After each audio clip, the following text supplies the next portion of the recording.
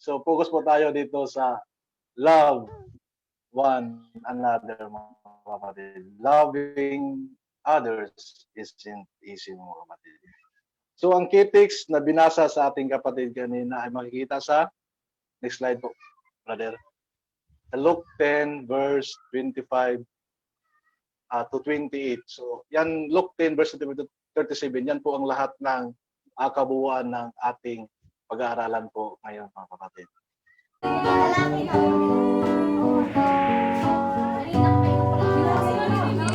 So sabi dito sa NIV version o yung tinatawag na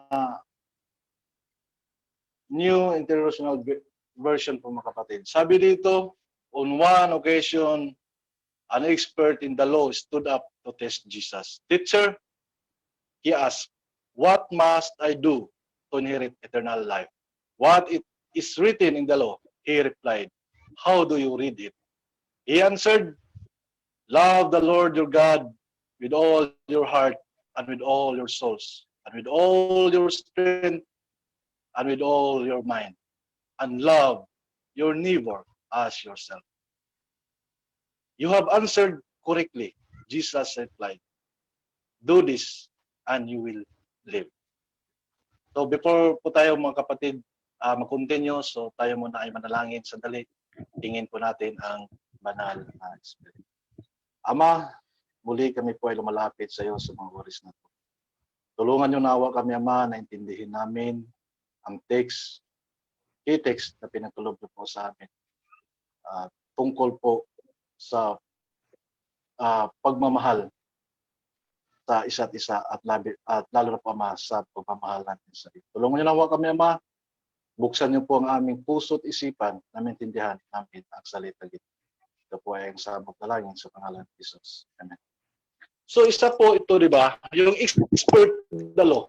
Kung sa Tagalog po, mga kapatid, sabi dito, isang dalubhasa, lawyer, di ba? So sabihin natin siguro ito ay siya ay isang judge. Expert na lahat, di ba? So alam niya lahat ang kautusan from the Old Testament. Di ba? Kasi dalubhasa na siya eh. Sabi dito, sa King James Version, sabi diyan is a lawyer. Sa NIV, sabi dito, he was an expert. So, natanong natin, mga kapatid, may ano dyan eh, consequences dyan na bakit alam niya kung ano ang gagawin para maka-inherit sa eternal life. Pero bakit tinanong pa rin niya ang Panginoon, mga kapatid? Alam na niyang sagot, di ba? Kaya nung nagtanong siya, Lord, teacher, o guro, sabi niya, what must I do to inherit eternal life? Anong sabi ng Panginoon? What is written in the law? So alam niya. Na-memorize sa mga kapatid. No? Word for word. He answered, love your God with all your heart, with all your soul, with all your strength, with all your mind. And love your neighbor as yourself. Na-memory verse. Na-memorize na po ang verse na yan, mga kapatid. Sabi ng Panginoon, tumpak. Tama ang sagot mo. Di ba? So sa verse 29, mga kapatid, sa next natin slide, sabi niya dito sa 29, subalit sa pagnanais niya na ipagmatuwid, yung verse 29, Brad. Ayan o. Ayan. Subalit sa pagnanais niya na ipagmatuwid ang kanyang sarili, ay sinabi niya kay Jesus, who is my neighbor? Isang tanong, mga kapatid, na mahirap intindihin para sa atin. Pero tama po ang kanyang tanong. Napakalaking impact po ito para sa atin.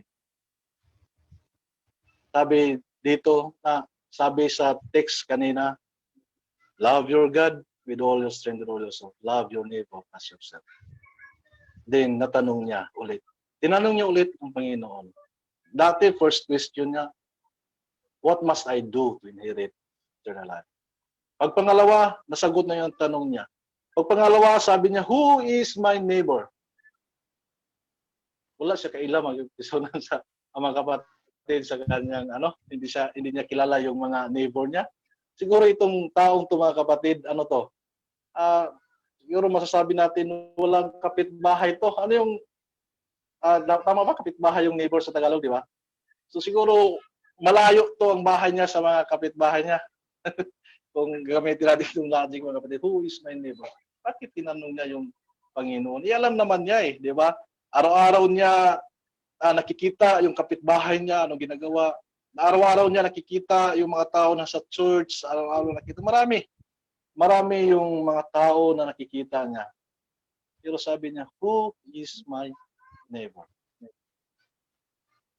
Loving others isn't easy. Totoo po yung mga kapatid. Hindi po basta-basta o hindi madaling gawin na tayo po pagkalooban ng pagmamahal natin ng ating mga kapwa. 'Di ba? Kasi napakahirap ngayon. Napakahirap magtiwala sa isang tao lalo na po na hindi nating kilala. 'Di ba?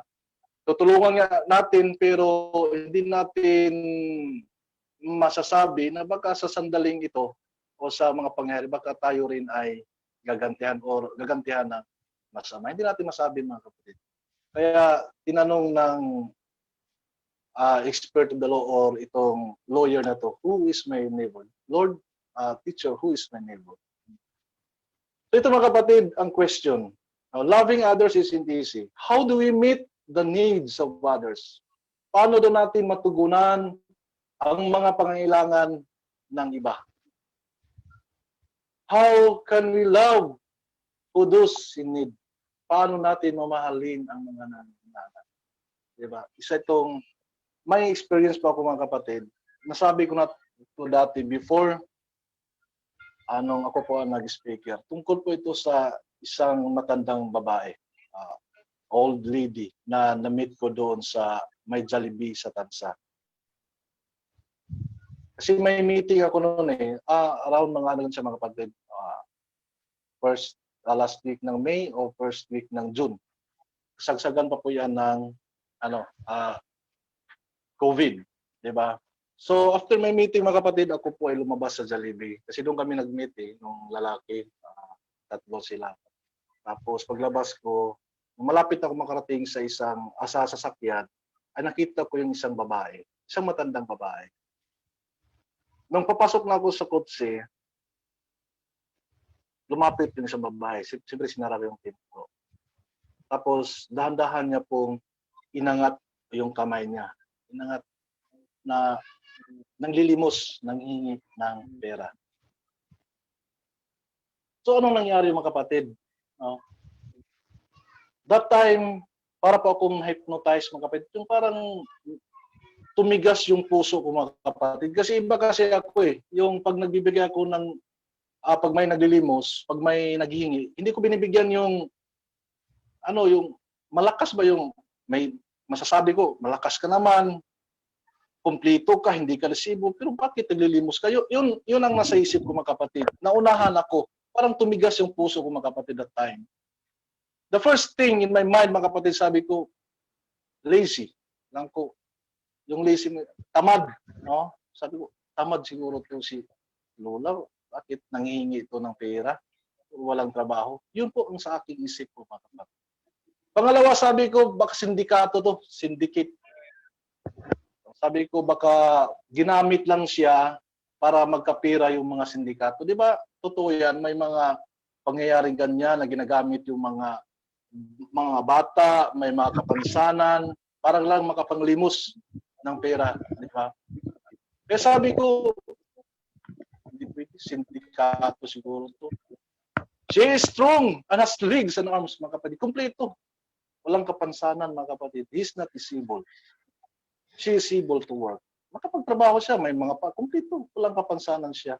Bakit ang hingi? Yun po ang nasa isip ko. Mga negative thoughts, mga kapatid. Kinuha ko yung pitaka ko. Kaya nakita ko ang isang babae na nanghingi. A lady was begging for help. She asking to help to buy food, mga kapatid. So nanghingi siya ng pera. nag ah, nagpakiluoy talaga mga kapatid. Hindi siya umalis.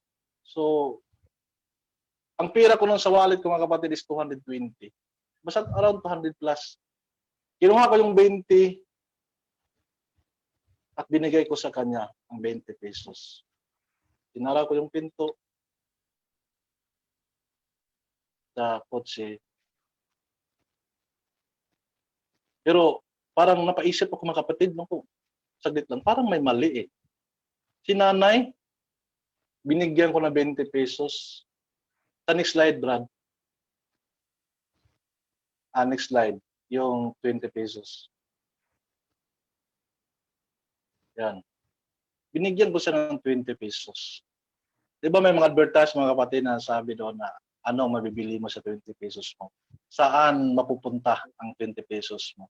Binigay ko yung 20 pesos mo. That time, guilty po ako mga kapatid.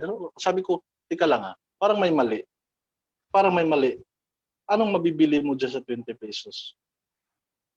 Pero nung natanggap ni nanay yung 20 pesos, alam niyo po mga kapatid anong nangyari? She was very happy.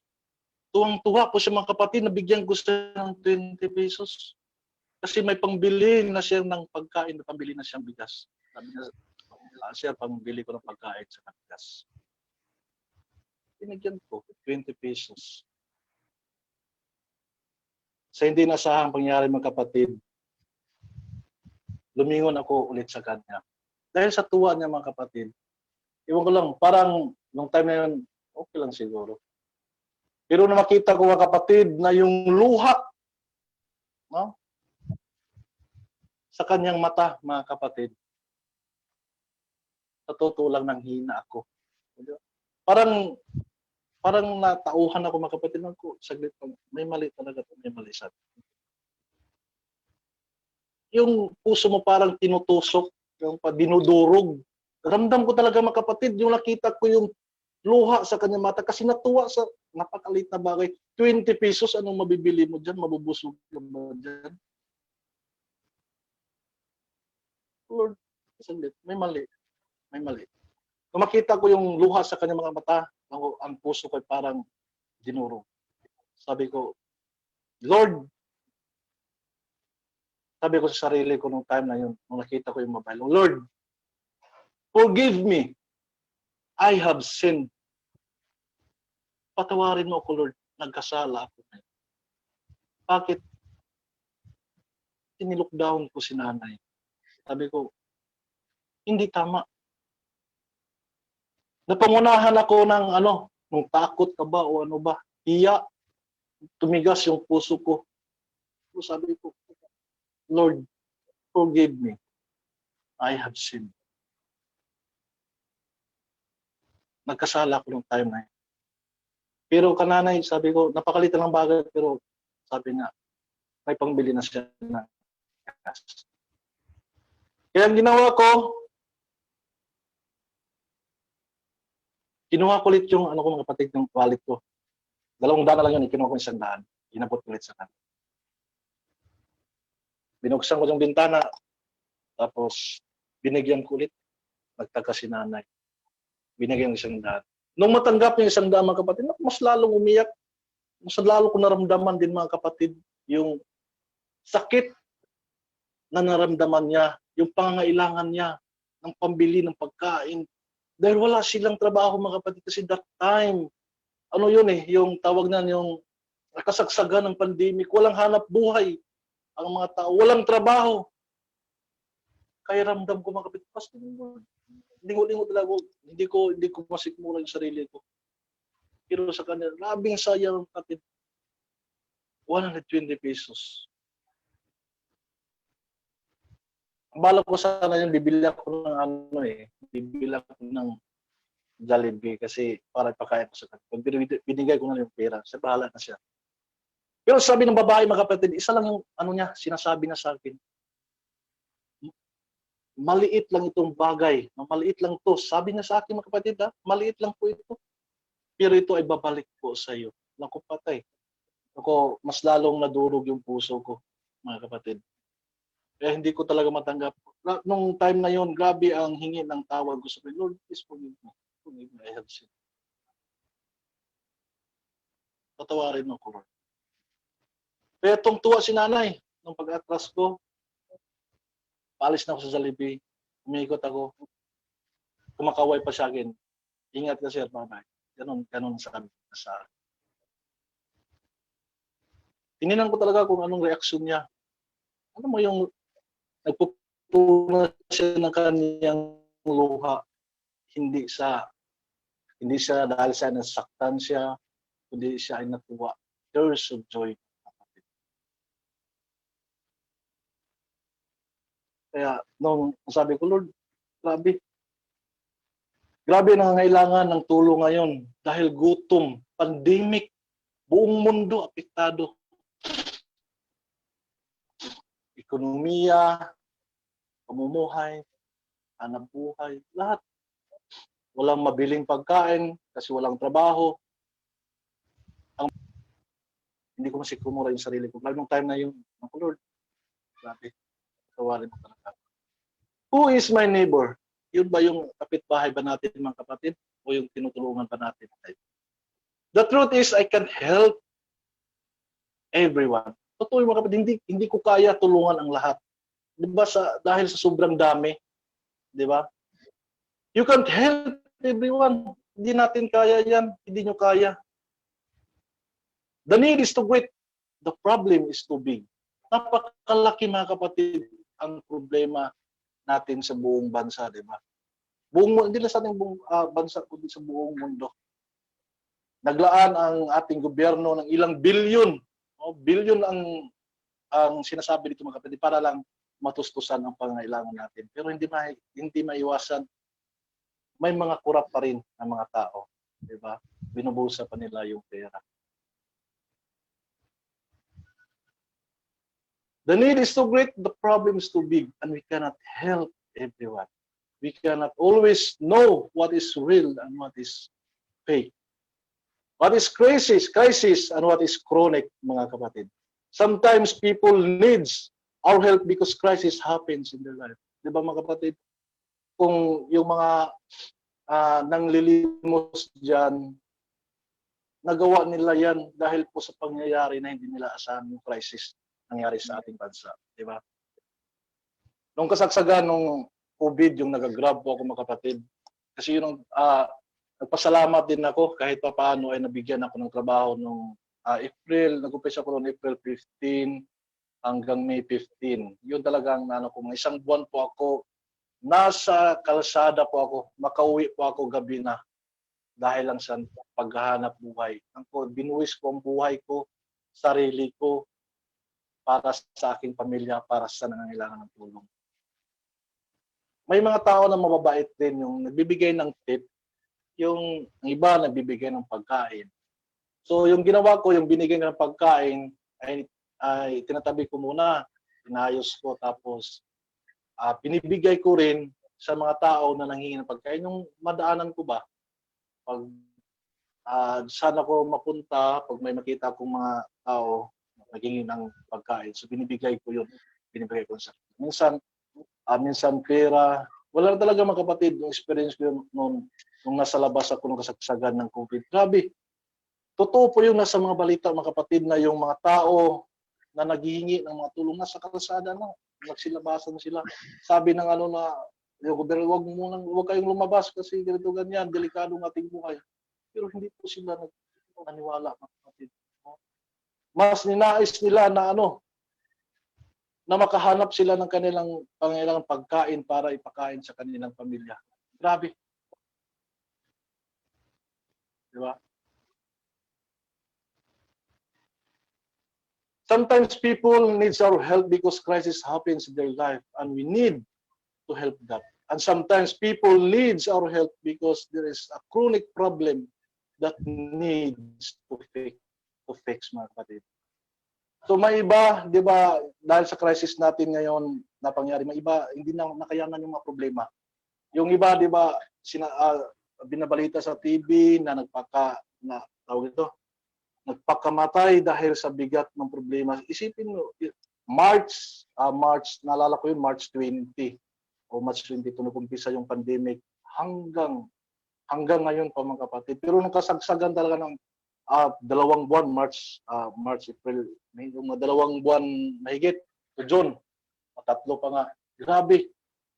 Grabing naitala yung mga kapatid na marami ang nagpakamatay. May nakita ko nga doon na yung kanyang mga sariling anak, yung nanay, pinatay niya yung kanyang mga sariling anak dahil wala nang magawa, wala nang may pagkain.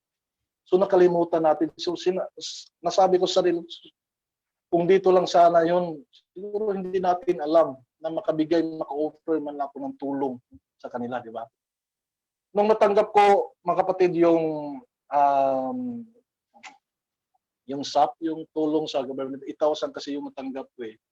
So yung 8,000 yun, binili ko, ang iba pinadala ko sa probinsya, tinulong sa mga, tapos yung iba binili ko ng bigas, pagkain, binigay ko naman sa mga tauhan ko kasi yung naghihingi sila sa akin, ano ko, sir, wala kang pangkain dito, baka pwede ako makasihi. Ako, saglit lang, wala rin akong pangsihi kasi nahirapan din ako eh.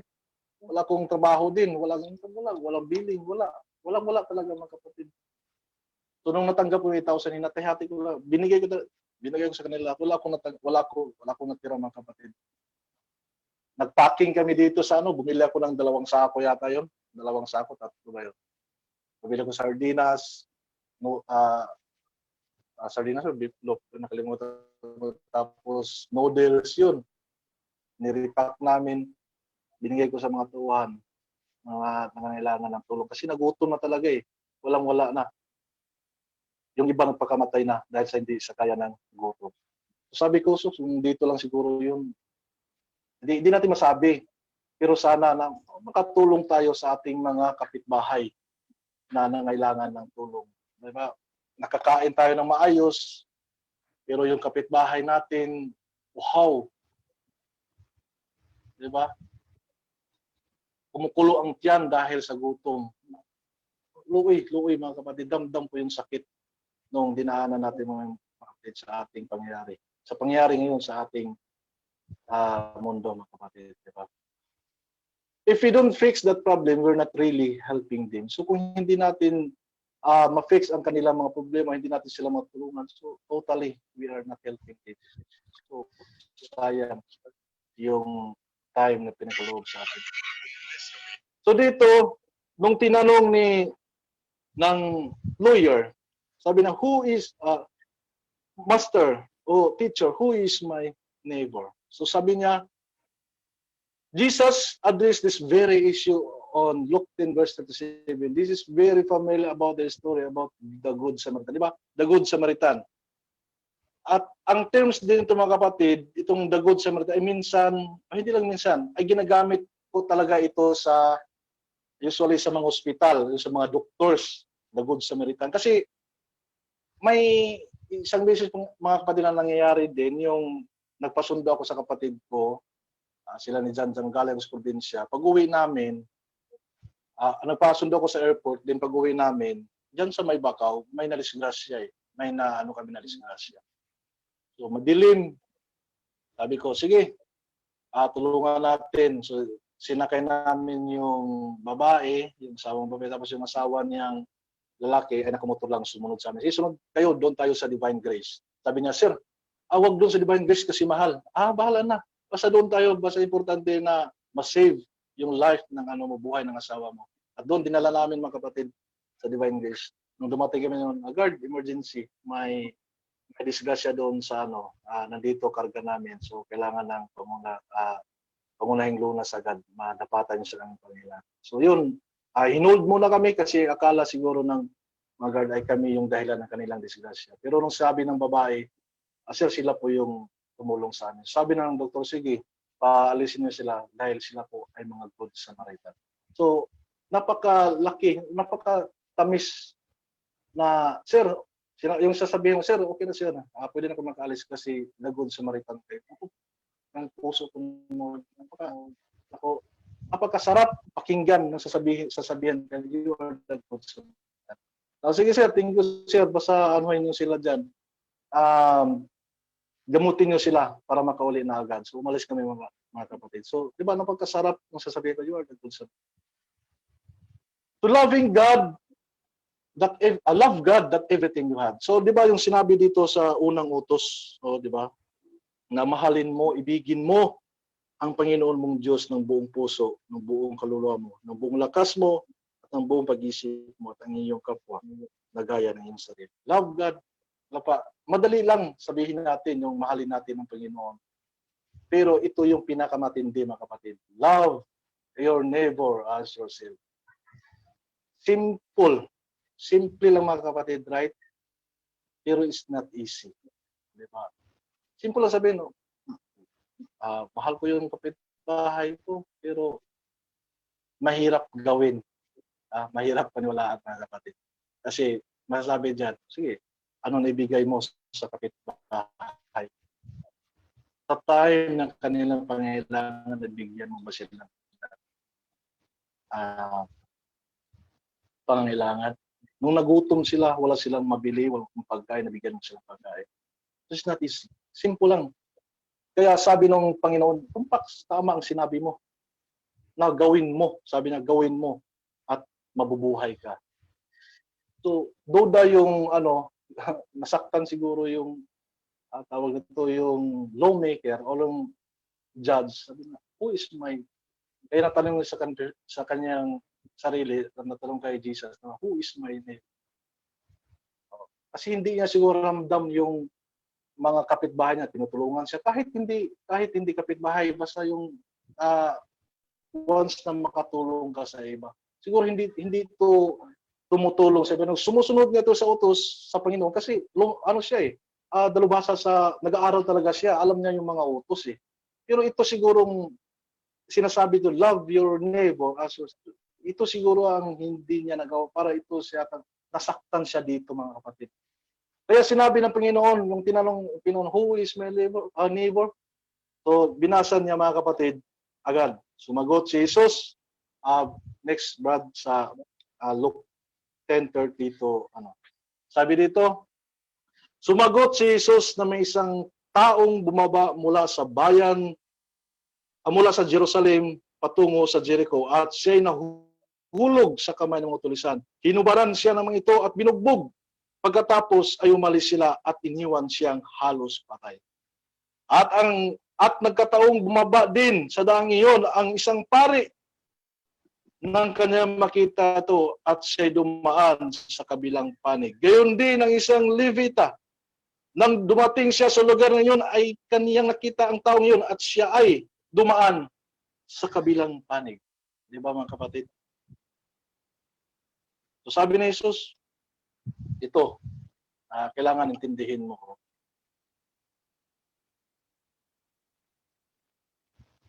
May isang tao, itong taong to, ano to siya, Jews to, mga kapatid. Jewish people to sila. So, kasi yung Jerusalem, sabi dito sa yung sinusunod, from Jerusalem to Jericho ay delikadong daan daw yan, mga kapatid. Ano ba kadelikado? Marami daw diyang mga, yung mga tulisan, mga magnanakaw, lahat. Pag makaraan ka dyan, pag ikaw lang mag-isa, pag ininteresan ka dyan, tutulisin ka talaga, bubugbugin ka talaga, minsan papatayin ka pa, mga kapatid. Ngunit, di ba, nung dumaan yung una pari, di ba, bakit ginamit ni Jesus, mga kapatid, itong priest at saka Levite?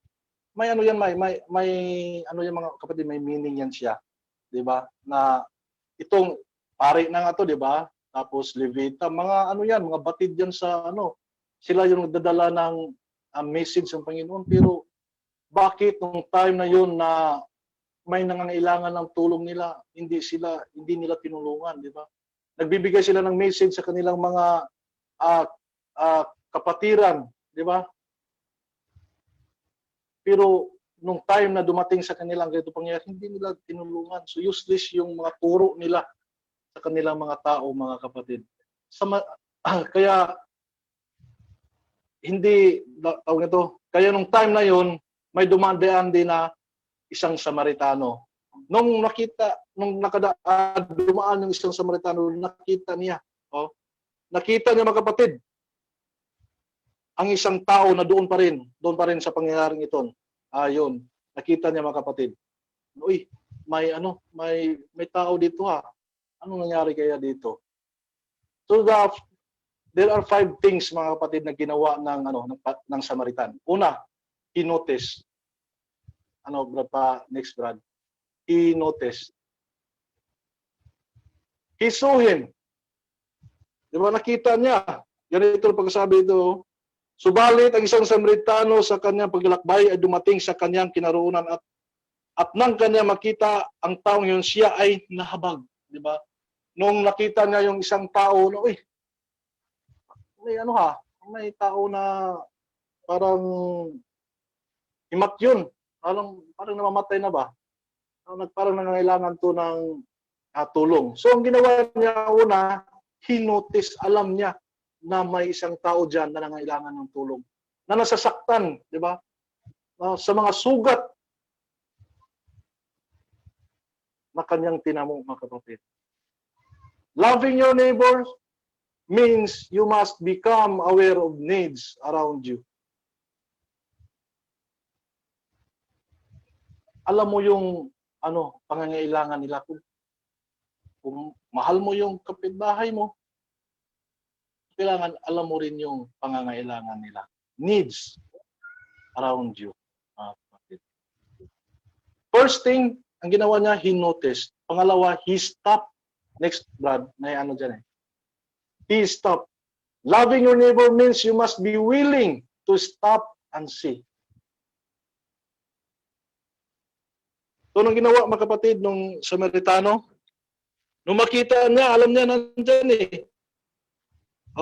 Kanyang nilapitan siya at tinalian ang kanyang mga sugat pagkatapos binuhusan ng langis at alak. Diba? First thing, he noticed. Pangalawa, he stopped. Loving your neighbor means you must be willing to stop and see if you can help. So loving your neighbor is stop means you can make an adjustment. Yung i-adjust mo ang iyong time. Hihinto ka ba? Kaya mo bang i-sacrifice yung time mo para tulungan yung iba na nangailangan? Diba? We are busy. Busy tayo lahat. May mga gawain tayo. Naghahabol tayo ng oras. Pero that time, itong Samaritano, mga kapatid, he stopped. Kasi yung papunta sana yung sa Jerusalem, hindi natin alam kung may bibilhin ba siya doon, o maraming gagawin niya doon. So, huminto siya at tinulungan niya yung isang tao na nangailangan. Kasi ramdam niya Ramdam niya yung pangailangan na kailangan tulungan ko tong tao kasi kung hindi ko tutulungan, siguradong mamamatay talaga to siya. Di ba? He's willing to stop and to sacrifice his time, mga kapatid. So, yun. Stop. Pangatlo, he helped, mga kapatid. He helped. Loving your neighbor means that we must take a risk to help those in needs. To take a risk, mga kapatid. Grabe.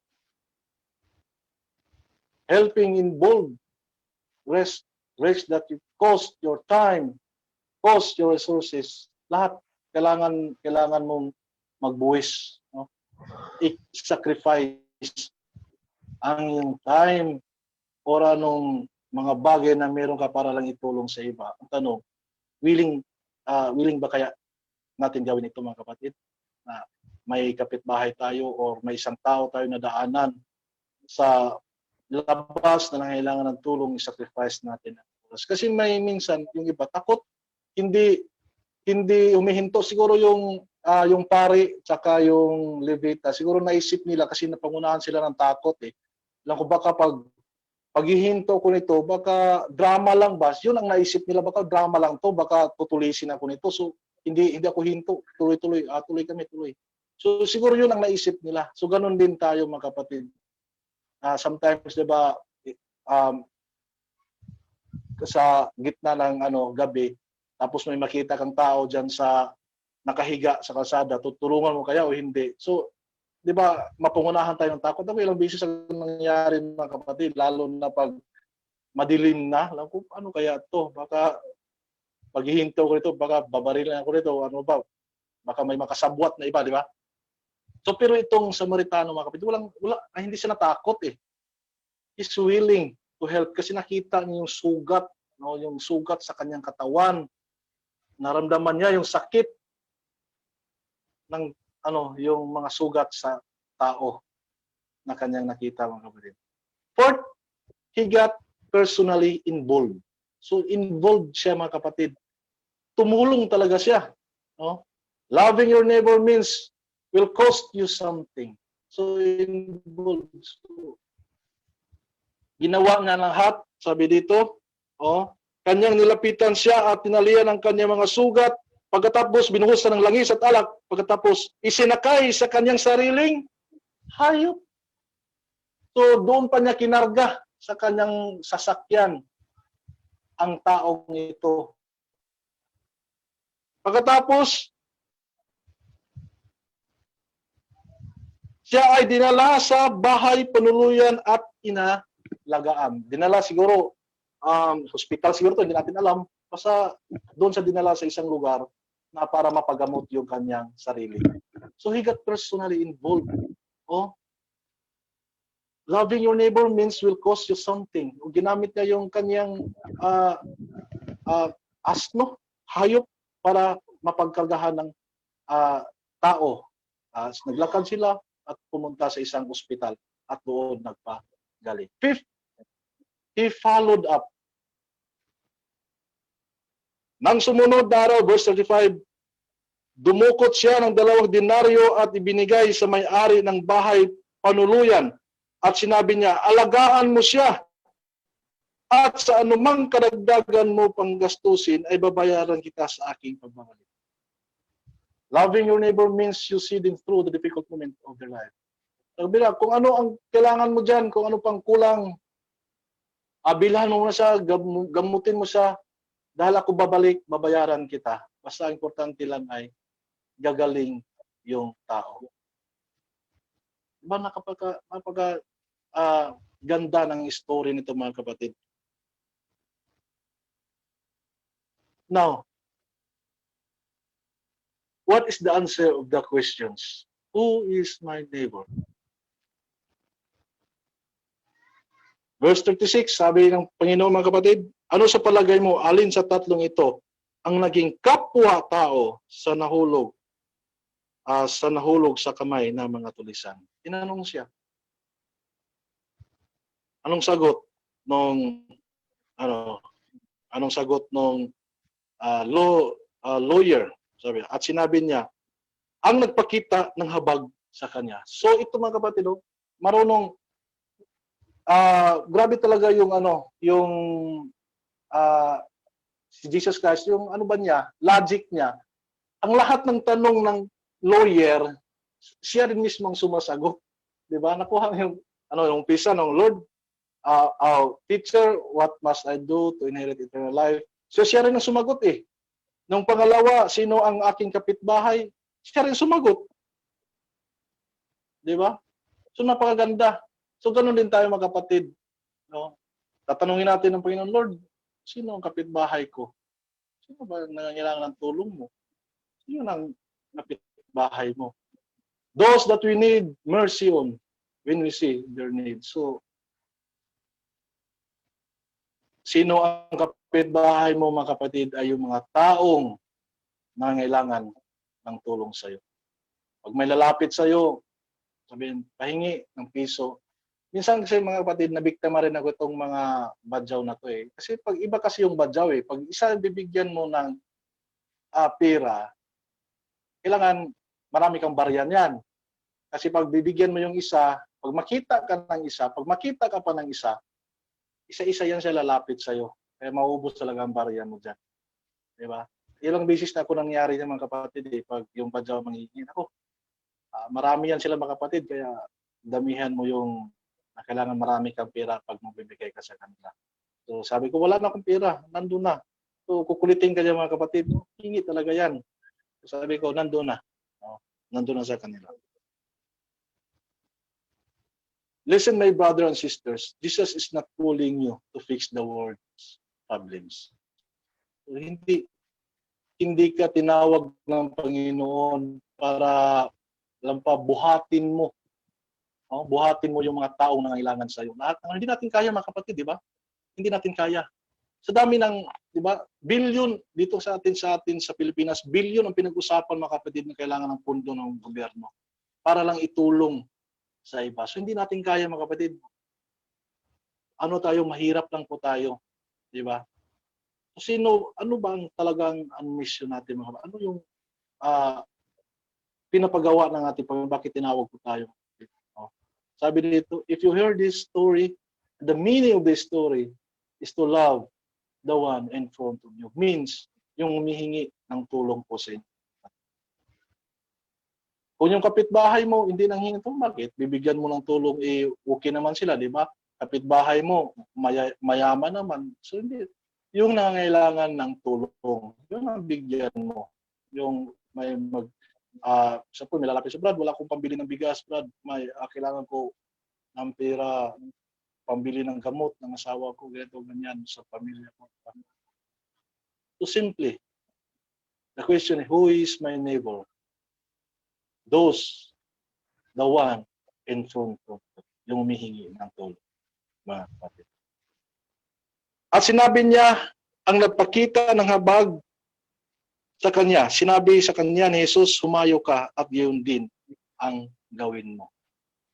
So that time, mga kapatid, wala nang record dito kung ano nangyari ulit sa na ginawa ng lawyer. Nung malaman niya, kasi gusto niya na i-justify yung sarili niya, mga kapatid. Kasi alam niya lahat pero alam niya may kulang pa siya. Parang may kulang pa yata Kaya hindi siya sabihin natin, hindi siya continue ka sa kanyang buhay. Parang may kulang Kaya napaisip niya, natanungin niya si Jesus Christ kung ano talaga yung kulang pa sa kanya, mga kapatid. Sa ating mga kapatid, sa application sa ating buhay, natanong ba natin minsan Lord, okay na ba kaya ako? Nakatulong ba kaya ako sa iba? Sabi ng Lord, may nagawa ba akong kasalanan, hindi tama? Or sa marami, di ba marami tayong mga tanong, di ba? Pero sa kagaya nito ng taong to, mga kapatid, isa lang ang kanyang ang kanyang layunin, ang kanyang focus, mga kapatid, is to justify himself, mga kapatid. Parang ituwid ang kanyang sarili, mga kapatid. Kasi gusto siya na makapunta ng langit. Gusto siya na maka-inherit ng eternal life. So kaya tanungin din po natin ang ating sarili. Kaya nga sabi ni Apostol Pedro, examine yourself. Natin ang ating sarili kung tayo ba ay nandyan pa sa pananampalataya, mga kapatid. Pagka nakikita nga tayo sa ating mga kapatiran na palagi tayong nasa church, nag-attend tayo ng mga worship, o ano pa naman ginawa, pero baka may kulang, baka pagdating sa time ng pag-judge, mga kapatid, kinulang ka. Tinimbang kita, pero kinulang ka. Gaya na nangyari kay Nabucodonosor, di ba? Tinimbang siya, pero kulang, mga kapatid. So yun ang pinakadelikado na part sa ating buhay, mga kapatid, na ang pagdating ng panahon na tayo ay titimbangin na, sayang, 1 kilo na lang, 1 gramo na lang sana para ikaw maligtas, pero kinulang ka. Diba? So ito yung ang ginawa ng ng lawyer na, kasi ayaw niya magkulang. Gusto niya ituwid ang kanyang sarili, mga kapatid. Ituwid niya ang kanyang sarili. Kaya ang lahat ng kanyang mga tanong, siya mismo ang sumagot, mga kapatid. Napaka-bright talaga ni Jesus Christ. Ito lang. Love your neighbor. Simple but not easy, mga kapatid. Diba? So I hope na sa umagang ito, mga kapatid, ay na-bless po tayo sa maikli nating napag-aralan tungkol po sa ating the power of one, loving other is easy. At saka who is my neighbor. So I hope na tawag nito, gayahin natin ang taong ito na magtatanong din sa ating sarili minsan. Kasi hindi natin nakikita na ang ating pagkakamali, tuloy-tuloy yung gawa natin, pero nakagawa na pala tayong hindi maganda sa ating tingin. So I hope na na-bless po tayo. Thank you and happy Sabbath.